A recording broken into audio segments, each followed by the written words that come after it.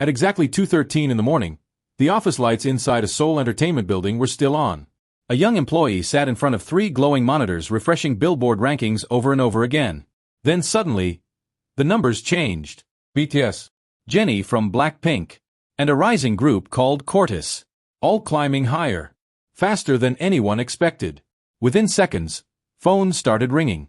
Executives woke up. Fans exploded across social media.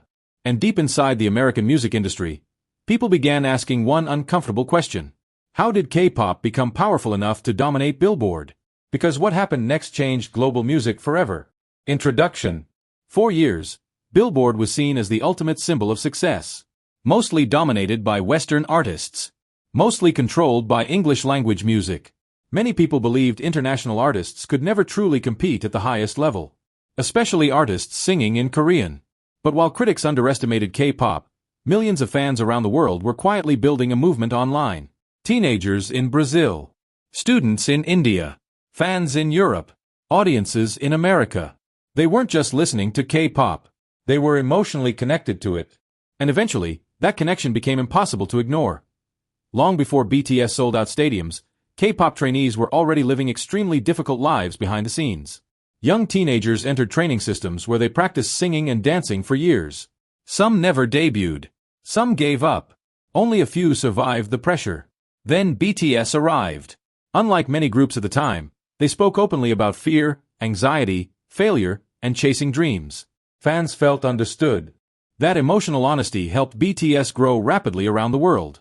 At the same time, Blackpink exploded globally with a completely different image. Luxury, confidence, power. And among them, Jennie stood out instantly. She became more than an idol. She became a global celebrity. Fashion brands wanted her. Media followed her everywhere. But fame came with intense pressure. Every performance, every expression, every mistake. The internet watched everything. Then came the next generation. Groups inspired by BTS and Blackpink's success. One of those rising names was CORTIS. A rookie group trying to survive in an industry more competitive than ever before. Rising conflict. As K-pop grew internationally, American music executives started noticing something shocking. The numbers kept rising. Album sales, streaming records, social media engagement, concert demand. Everything pointed to one reality. K-pop was no longer a niche genre. It was becoming a global force. But not everyone accepted it. Some critics claimed K-pop success only came from obsessive fanbases. Others believed the trend would disappear quickly. But every year, the charts proved them wrong. BTS continued breaking records. Jennie's solo popularity exploded online. And newer groups like CORTIS started attracting massive attention. The industry was changing fast, and no one could stop it. Then came the moment that shocked the music industry. K-pop artists weren't just entering Billboard anymore. They were competing for the top. Suddenly, Western labels realized the old system no longer controlled global music culture. Fans did. Social media did. Streaming platforms did. A teenager with a phone in another country could influence global charts instantly. That changed everything. BTS proved Korean artists could dominate internationally. Jennie proved individual K-pop idols could become worldwide icons. And CORTIS represented the future generation already built for the global internet era. But behind all the success was another reality most fans never saw. Pressure. Exhaustion. Loneliness. Many idols spend years sacrificing normal lives. No privacy. Constant criticism. Extreme schedules. Imagine millions of people judging every move you make online. That became daily life for stars like BTS and Jennie. Even rookie groups like CORTIS faced terrifying pressure to succeed immediately. One failed comeback could end everything. Yet despite the pressure, they kept performing. Why? Because the connection with fans meant something real. Music crossed language barriers. Emotion traveled worldwide. And fans felt understood. Then Billboard rankings officially confirmed what the world could no longer deny. K-pop had become one of the most powerful forces in global music.